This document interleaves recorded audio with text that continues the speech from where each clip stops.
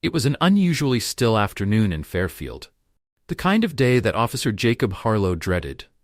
With fewer vehicles on the road and little activity in the bustling neighborhoods, Harlow felt restless as he patrolled the affluent district of Ridgecrest Hills. His attention was snagged by a sleek black SUV smoothly pulling out of a gated community. His eyes narrowed. Behind the wheel was a black woman, dressed impeccably in a tailored blazer. Something about the scene didn't sit right with him. To Harlow, it didn't match his narrow view of how the world worked. A black woman in such an expensive car felt out of place. Without hesitation, he flicked on his siren and pulled the SUV over. As he approached the driver's side window, his hand hovered close to his belt, fingers grazing his holster. It was a practiced gesture of intimidation. The woman inside glanced at her rearview mirror, her expression calm but slightly irritated. The flashing lights hadn't unsettled her, which only stoked Harlow's annoyance. She wasn't behaving how he expected. When Harlow reached the window, he tapped on the glass sharply with 2 fingers.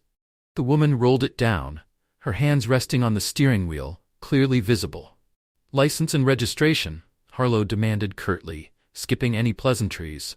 The woman nodded calmly and handed over the documents without hesitation. "Is there a problem, officer?" she asked, her voice steady and composed. Harlow didn't answer right away. Instead, he scanned the license, noting the name, Evelyn Carter. The name didn't mean anything to him, but that didn't matter. In his mind, she didn't belong here. "Where are you headed?" he asked, his tone harsh and accusatory. "To work," Evelyn replied, her voice steady, betraying no fear. Her poise only served to irritate Harlow further. There was an air of quiet confidence about her that didn't align with the story he was crafting in his mind. "This your car?" he asked sharply, narrowing his eyes. Evelyn blinked, clearly surprised by the question. "Yes, officer. It's mine," she said firmly. Harlow's suspicion deepened. Her calm demeanor seemed like defiance to him. In his mind, no one was this collected, unless they had something to hide. "Step out of the vehicle," he barked abruptly. Evelyn sighed softly, unbuckling her seatbelt.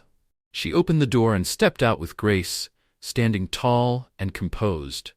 Her calmness in the face of Harlow's aggression only fueled his irritation. "Why am I being asked to step out of my vehicle?" she questioned, her voice measured yet firm. "I'll ask the questions here," Harlow snapped, moving closer into her personal space, his hand still hovering near his gun. "What are you doing in this neighborhood? You fit the description of someone we're looking for." Evelyn raised an eyebrow, her gaze locking with his. Her calm expression was replaced with a quiet intensity. "I don't know what description you're referring to, officer, but I assure you, I'm not the person you're looking for." Harlow's face twisted in frustration. "Turn around, hands behind your back," he ordered loudly, his voice sharp enough to draw the attention of a couple of nearby pedestrians. Evelyn's jaw tightened, but she complied without resistance. She turned slowly, placing her hands behind her back. Harlow grabbed her wrists roughly and slapped on the handcuffs. "This is unnecessary," Evelyn said calmly, glancing over her shoulder. "If you just run my ID, you'll realize." "Save it," Harlow interrupted. "We'll sort this out at the station." He marched her to his patrol car, feeling a grim sense of satisfaction as he placed her in the back seat. Evelyn offered no resistance and remained composed, which only unsettled Harlow further. In his mind, her cooperation wasn't innocence, it was cunning. As he pulled away from the curb, Harlow's thoughts raced. Who was she really? What was she hiding?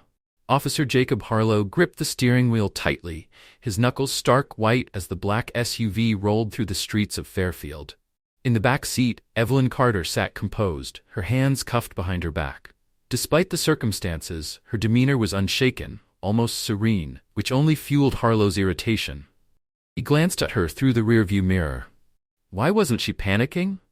Most people in her position would be pleading, making excuses, or begging for release. But not Evelyn. Her calmness unnerved him. "What are you so calm about?" Harlow muttered under his breath, loud enough for her to hear. He was used to being the one in control, the authority in every situation, and her quiet defiance felt like a personal affront. Evelyn didn't respond immediately. She gazed out of the window, her expression unreadable. Finally, she spoke, her voice soft but deliberate. "There's no need to rush, officer. You'll find out soon enough who I am." The cryptic remark sent a jolt through Harlow. He masked his unease with a mocking laugh. "Oh, really? And just who do you think you are?" he sneered, his voice dripping with sarcasm. Evelyn's eyes met his through the mirror, calm, unyielding. "You'll see," she replied, her tone polite but firm. Harlow's frustration mounted. He gripped the wheel tighter, trying to shake the growing unease that gnawed at him. He didn't understand why this woman's composure rattled him so much. He reminded himself that he was the one in charge here. He made the rules. They pulled into the station parking lot, and Harlow jumped out of the car. He yanked the back door open, grabbing Evelyn's arm roughly to pull her out. She followed without resistance, her calm demeanor unchanged. Inside the station, a few officers looked up as Harlow entered with Evelyn in tow. Some glanced at her with curiosity, others with skepticism. Harlow was known for his heavy-handed arrests, but this situation seemed different. Evelyn, well-dressed and poised, didn't fit the profile of the usual suspects he brought in. Whispers spread among the officers as Harlow guided her to the booking desk. The booking officer, a middle-aged man named Paul Grady, looked up from his paperwork, his eyes widening slightly when he saw Evelyn. "Name?" Grady asked, glancing between Harlow and Evelyn. "Evelyn Carter," she said evenly, her voice steady. Grady blinked in recognition, his expression flickering with something Harlow couldn't place. He looked back at Evelyn, then to Harlow, as though he knew something the arresting officer didn't. "Charges?" Grady asked, his voice more cautious than usual. Harlow smirked. "Suspicion of illegal activity, resisting arrest." Evelyn raised an eyebrow but said nothing. She knew it was pointless to argue now. The truth would come out soon enough. Grady hesitated, his discomfort evident. He handed the booking paperwork to another officer and muttered something under his breath before stepping away. Harlow didn't give it much thought, assuming Grady was just slow to process what he believed to be a routine arrest. As Evelyn was led away to a holding cell, the whispers among the officers grew louder. Harlow noticed the shift in the room's energy but ignored it, convincing himself he had done the right thing. Yet, deep down, that sinking feeling in his gut was back. Something didn't feel right, but instead of confronting it, he focused on preparing for the next steps. After all, he was certain he'd uncover whatever Evelyn was hiding, sooner or later. Officer Jacob Harlow sat at his desk, a sense of smug satisfaction washing over him as he began typing up the report. He entered the name, Evelyn Carter. He glanced over at the holding cell area and felt a grim sense of accomplishment. He had followed protocol. At least that's what he kept telling himself. This woman had seemed suspicious, and now she was in custody. In his mind, justice was being served, but as he continued entering the charges into the system, something unexpected happened. A red security alert flashed on his computer screen, prompting him to enter a special clearance code to proceed. Harlow frowned, his fingers hovering over the keyboard. Why would there be a clearance restriction for this individual? Puzzled, he entered his credentials, but the system responded with a message: "Access denied, restricted federal information." His heart skipped a beat. Federal information? The words repeated in his mind as his confusion morphed into unease. He glanced nervously around the precinct, the weight of the situation beginning to settle on his shoulders. Why would someone like her have federal-level clearance? Something was wrong. Terribly wrong. Just as Harlow debated whether to try accessing the file again, his superior, Sergeant Kevin Lawson, approached his desk. Lawson's face was pale, his jaw tight. "Harlow, we need to talk," Lawson said, his voice low and urgent. Harlow blinked, confused by the sergeant's tone. "What's going on?" Lawson leaned in closer, his voice dropping to a whisper. "You just arrested an FBI agent." The words hit Harlow like a freight train. He froze, his mind racing to process what he had just heard. That can't be right," he stammered. She's just Evelyn Carter." Lawson's eyes narrowed, his tone sharp. "She's not just Evelyn Carter. She's Assistant Director Evelyn Carter, one of the highest-ranking agents in the FBI." Harlow's blood ran cold. He felt the air leave his lungs as the weight of the revelation settled over him. "I didn't know," he stammered, his voice shaky. Lawson sighed heavily, rubbing his temples in frustration. "Well, now you do. And let me be clear, Harlow, you've made a colossal mistake. If she presses charges, your career is over." You'd better start thinking very carefully about your next move because this isn't going to go away quietly. The smugness and superiority Harlow had felt earlier evaporated, replaced with panic and a sickening sense of regret. He had let his biases guide his actions, and now he was facing the consequences in the most brutal way possible. As Lawson walked away, Harlow turned back to his computer screen, the words "restricted federal information" glaring at him like a neon warning sign. His mind spun, replaying every decision he'd made since pulling over Evelyn Carter. How could he have been so blind? How had his assumptions led him to this point? He stared blankly at the screen, the words Assistant Director Evelyn Carter echoing in his mind like a relentless drumbeat. His hands trembled as he gripped the edge of the desk, nausea washing over him. Evelyn Carter wasn't any civilian. She wasn't even an ordinary FBI agent. She was one of the most powerful law enforcement officials in the country. A woman who could destroy his career with a single phone call. The weight of his arrogance and prejudice now felt like an anchor dragging him down. Harlow's mind raced, desperate for a way out. But every option seemed worse than the last. The arrest had already been made. Evelyn was sitting in a holding cell, likely contemplating how to dismantle him once she was released. He could feel his chest tightening as the reality of the situation overwhelmed him. Just then, Sergeant Lawson reappeared. His face was grim, his tone sharper than before. "Harlow," Lawson said, his voice clipped, "the FBI is on their way." Harlow's heart sank. He could barely speak. "What do you mean, they're on their way?" Lawson's expression hardened, disappointment evident in his tone. "They've already been notified about the arrest. We're about to have some very high-profile visitors here, and trust me, they're not happy." The words hit Harlow like a gut punch. He sank back into his chair, his mind spinning as the enormity of his actions caught up to him. For the first time, he realized just how far out of his depth he truly was. The station began to buzz with an uneasy energy, whispers spreading among the officers like wildfire. Harlow could feel their eyes on him, judgment mixed with curiosity, as the news of his colossal mistake spread. In his gut, he knew this was only the beginning. Karma wasn't just knocking, it was about to kick the door down. Jacob Harlow stood shakily, his legs barely holding him up as Sergeant Lawson glared at him, frustration etched on his face. "Sergeant, I didn't know," Harlow began, but Lawson cut him off, his eyes narrowing.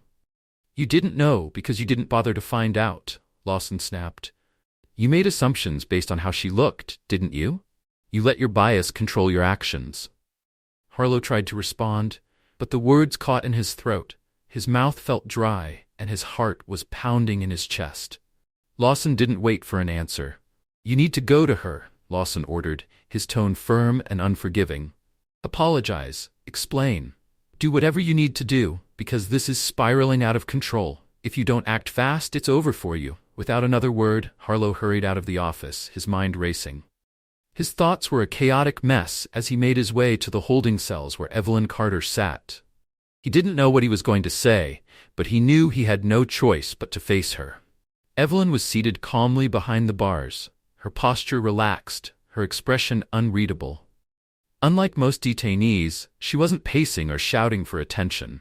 She sat still, her demeanor unsettlingly composed, as if she were merely waiting for the inevitable. When Harlow reached the cell, he hesitated. His hand gripped the cold metal door as he fought to gather his courage. "Agent Carter," he began, his voice shaky, barely audible. I didn't know." Evelyn lifted her gaze slowly, her piercing eyes locking onto his. There was no anger, no fury in her expression, just a cool, detached intensity that sent a chill down Harlow's spine. "That's the problem," she said, her voice calm but heavy with meaning. "You didn't bother to know. You made assumptions, and now, here we are." Harlow swallowed hard, his hands trembling as he unlocked the cell door. He stepped inside, each movement making him feel smaller. "I made a mistake," he admitted, his voice barely above a whisper. "I let my assumptions cloud my judgment. I'm sorry." Evelyn didn't respond immediately. She stood, her movements deliberate and poised, and walked toward him.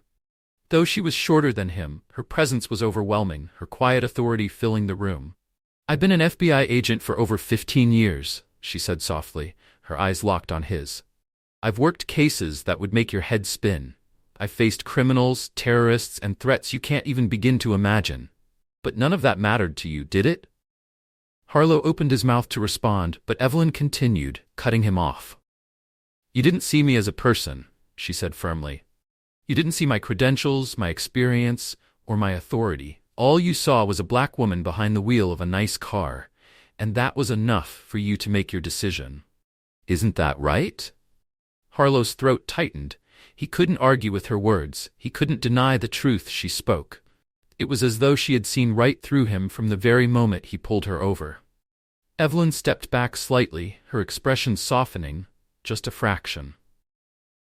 I've dealt with officers like you my entire life, she continued, her tone quieter but no less impactful. This isn't new to me. What's different now is that you're in over your head, and you know it. Harlow's heart raced as he struggled to form a response, but his mind was blank. All he could do was stand there, paralyzed by the weight of her words. Evelyn sighed softly, crossing her arms. You're lucky, you know. I have the power to ruin you right now. To make sure your name is dragged through the mud. To see you stripped of your badge and disgraced. Harlow blinked, stunned. You're not going to? He stammered. Evelyn's eyes narrowed slightly. No, she said, her voice steady. Because this isn't just about you. It's about the system that allows officers like you to thrive.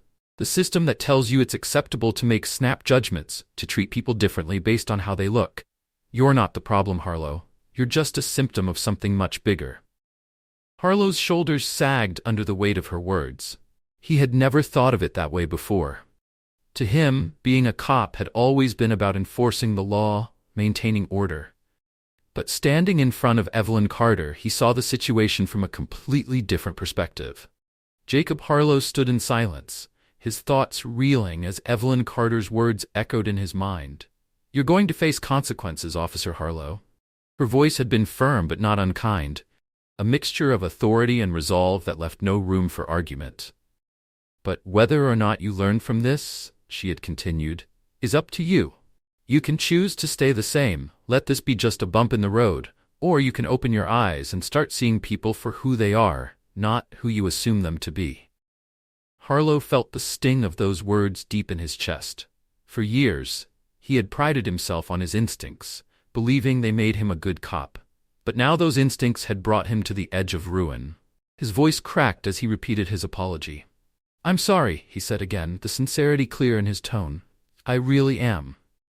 Evelyn studied him for a long moment, her sharp gaze piercing through his guilt and regret. Finally, she gave a slow nod.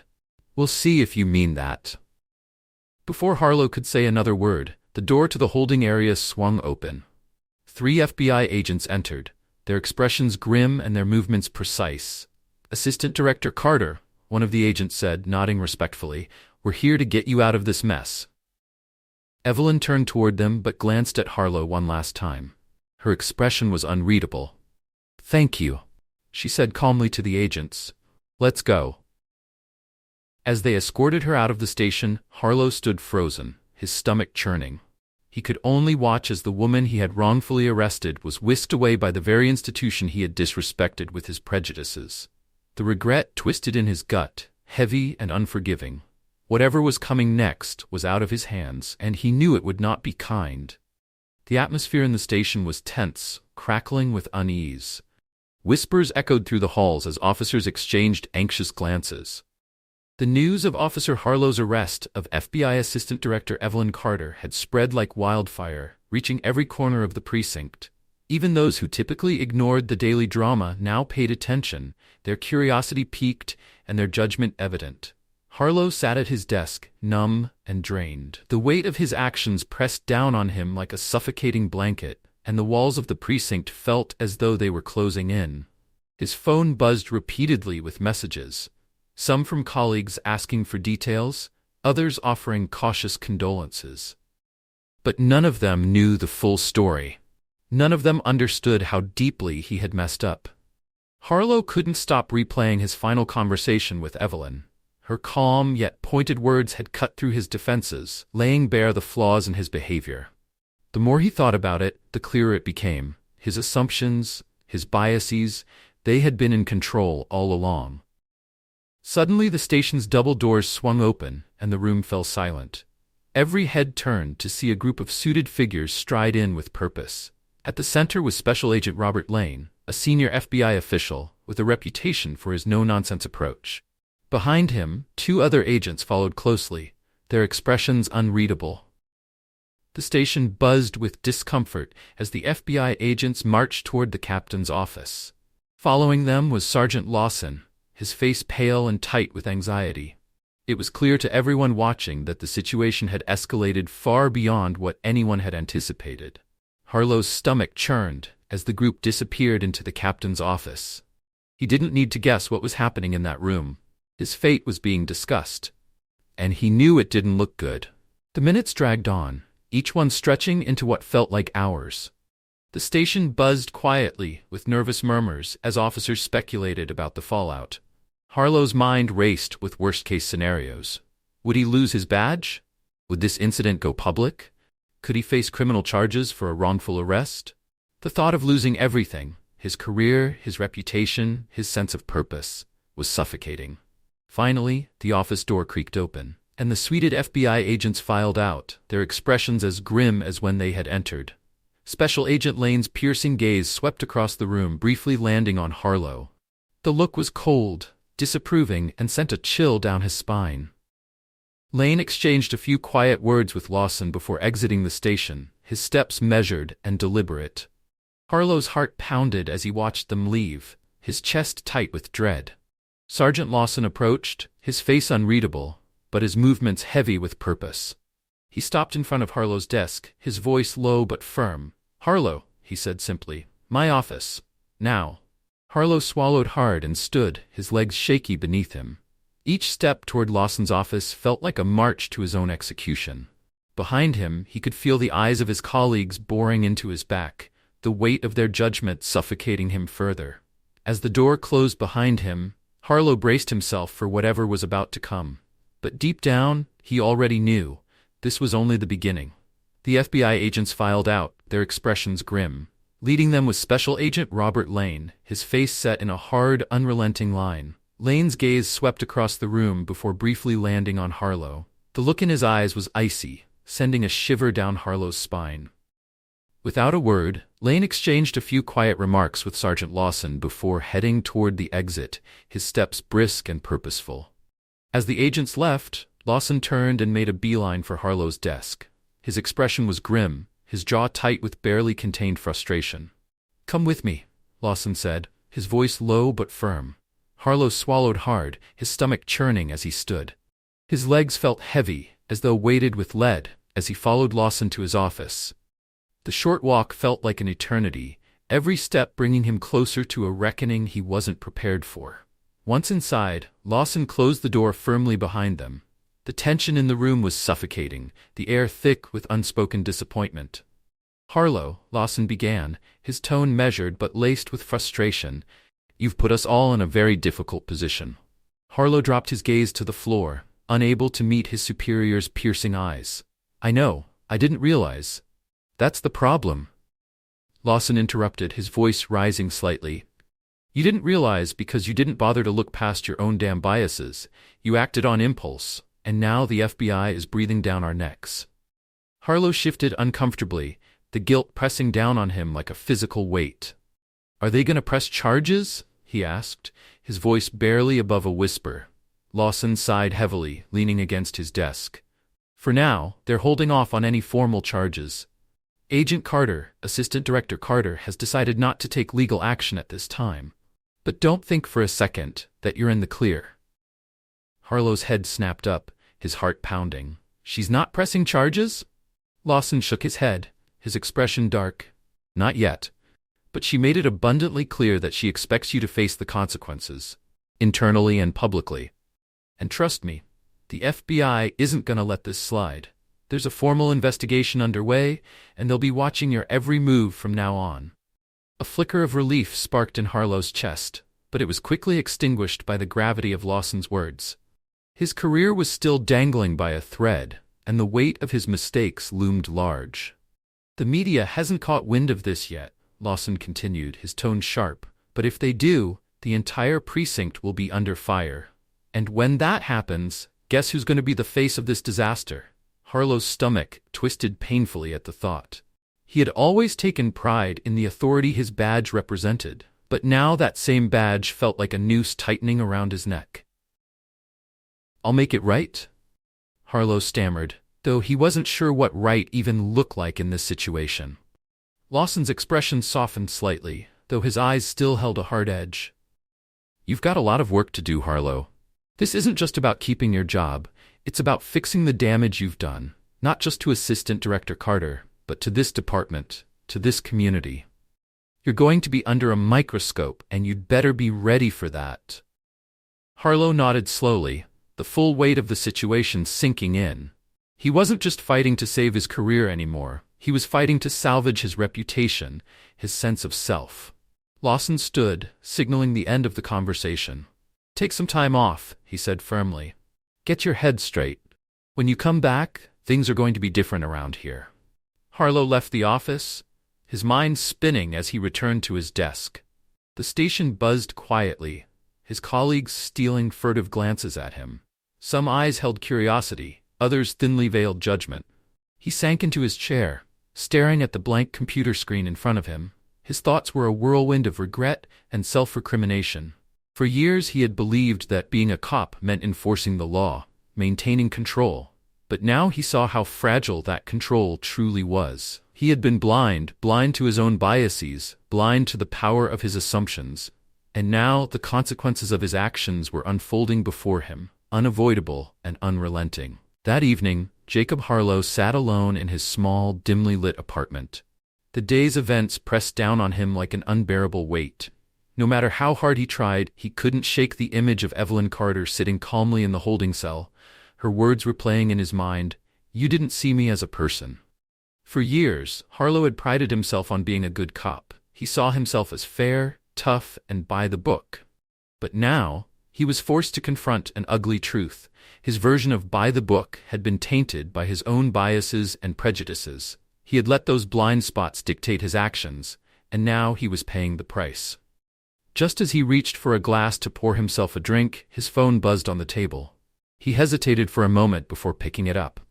His breath hitched when he saw the name on the screen. Evelyn Carter. For a moment, Harlow froze, unsure of what to do.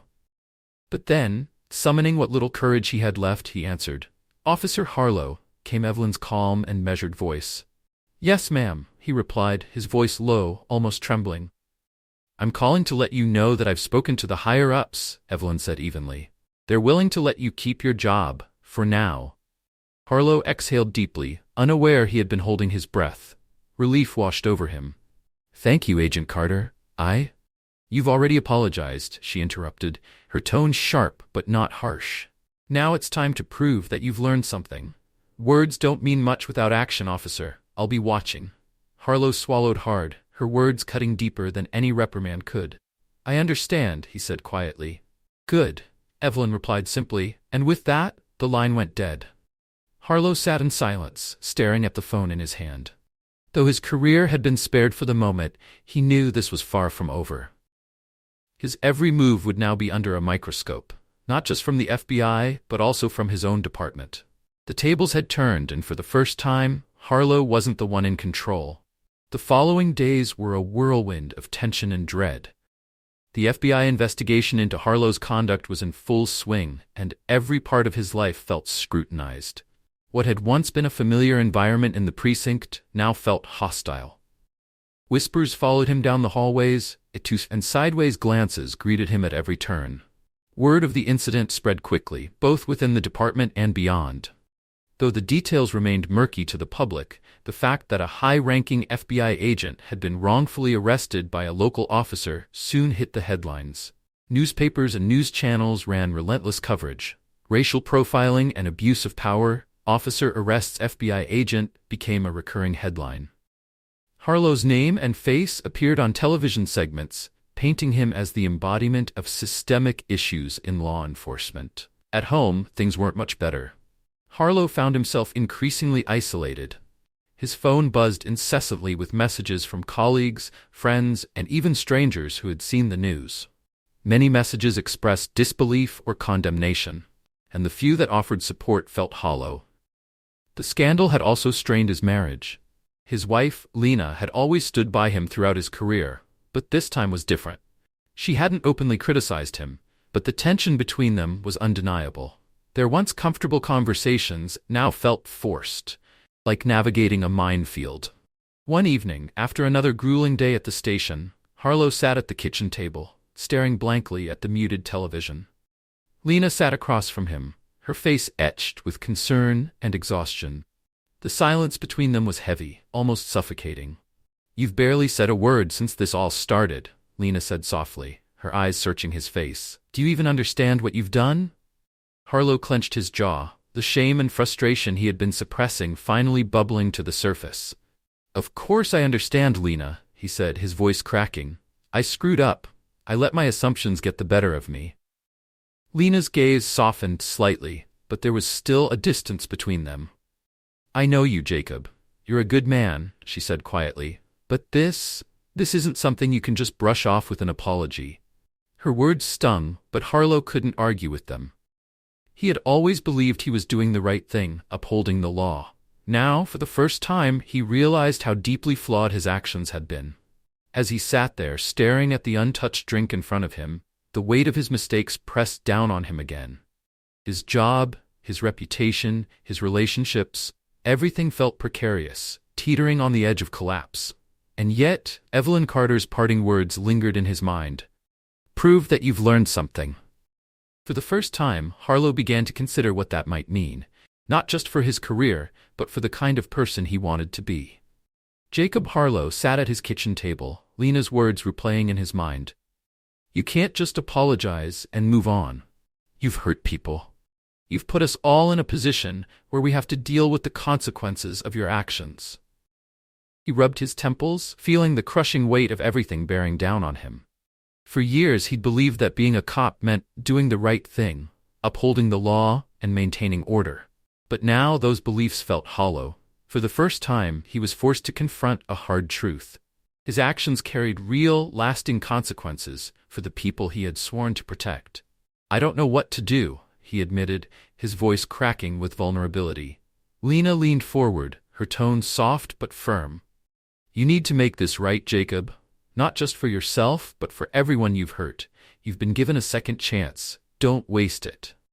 At the precinct, things continued to spiral. Harlow was under constant supervision due to the investigation. Although he hadn't been suspended, the department no longer trusted him to patrol alone. His once solid reputation among his peers had been shattered, and he could feel the judgment in every interaction. Officers who had once been his friends now avoided him, while others outright ignored him. The media attention only made matters worse. Every time Harlow stepped outside, he felt the weight of reporters' cameras and the stares of passers-by. They seemed to be waiting for him to slip up, ready to feed more fuel into the already blazing narrative about him. One afternoon, as Harlow sat at his desk trying to focus on paperwork, his phone buzzed. It was a notification from a local news outlet. Hesitating, he clicked the link, and his stomach dropped as the headline appeared. "Officer Jacob Harlow, the face of racial profiling and local policing." The article was brutal, recounting his wrongful arrest of Evelyn Carter and framing him as a symbol of systemic racism in law enforcement. Each sentence felt like a punch to the gut. While some parts of the article felt exaggerated, Harlow couldn't deny the truth at its core. He had contributed to the problem. As he closed the article, his phone buzzed again. This time, it was a message from one of his oldest friends on the force. "Jacob, you need to lay low. People are talking. The FBI isn't done with you, and the department is starting to distance itself. Be careful." Harlow stared at the screen, the cold reality settling in. He had become a liability, not just to himself but to the entire precinct. His career, once his pride and identity, was now hanging by a thread, and there was nothing he could do to stop the downward spiral. Later that day, Harlow sat alone in the break room, sipping a cup of coffee that had long gone cold. The tension in the station was palpable, and he could feel every glance thrown his way, every hushed conversation about him. Sergeant Kevin Lawson walked in, his expression grim. He crossed the room and sat down across from Harlow, his movements deliberate and heavy. "Harlow," Lawson began, his tone more measured than in previous conversations. "The higher-ups have made their decision." Harlow tensed, gripping the edge of his cup. "What's going to happen?" Lawson sighed, leaning forward slightly. "You're being put on indefinite leave. The media is too focused on this, and the department needs to protect itself. We're not firing you, but you're out until further notice." Harlow's stomach twisted into knots. He had known this was coming, but hearing the words out loud still hit him like a freight train. He opened his mouth to protest, to defend himself, but no words came. He had brought this on himself, and there was nothing left to say. Lawson leaned back in his chair, his tone softening just slightly. "Look, Jacob, this isn't the end of the line for you. You still have a chance to make things right, but it's going to take a lot of work. This isn't just about keeping your job anymore, it's about rebuilding the trust you've lost." Harlow nodded slowly, the weight of the situation sinking even deeper. For years he had believed in his own version of justice, confident in his instincts and authority. Now, those same instincts had betrayed him, and he was left to pick up the pieces. As he walked back to his desk, Harlow felt the stares of his colleagues burning into him. He sank into his chair, staring at the blank computer screen in front of him. His thoughts were a storm of guilt and self-recrimination. For years he had thought being a cop was about enforcing the law and maintaining control.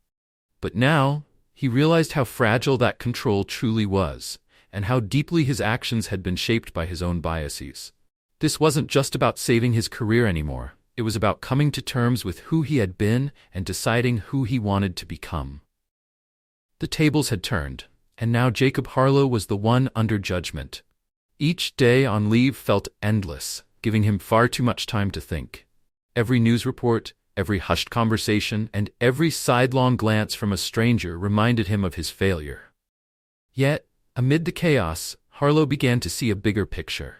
This wasn't just about his actions, it was about the system that had allowed him to operate without accountability for so long. That system was finally pushing back, and Harlow had to decide whether to learn from his mistakes or let them define him. One evening, as the sun dipped below the horizon, Harlow sat on his porch, lost in thought. The stillness was interrupted by the buzz of his phone. He glanced at the screen and froze. Evelyn Carter. For a moment he hesitated, unsure if he was ready to face her again. But then he gathered his courage and answered. "Officer Harlow," came Evelyn's calm voice, just as steady as the last time they spoke. "I've been watching the news," she continued after a brief pause. "Looks like karma's catching up to you." Harlow exhaled deeply, the weight of her words settling over him. "Yeah, you could say that," he admitted. There was another pause before Evelyn's voice returned, firm but not unkind. "You've been given a second chance, Harlow. Don't waste it." Harlow nodded, even though she couldn't see him. "I won't," he said quietly, his voice tinged with sincerity. "Good," Evelyn replied, her tone softening. "Let's see if you can live up to that." The call ended, leaving Harlow alone once more. But this time, he felt something different, a flicker of determination. The road ahead would be long and challenging, but for the first time Harlow truly understood what was at stake. He had faced karma. Now it was time to decide what kind of man he wanted to become.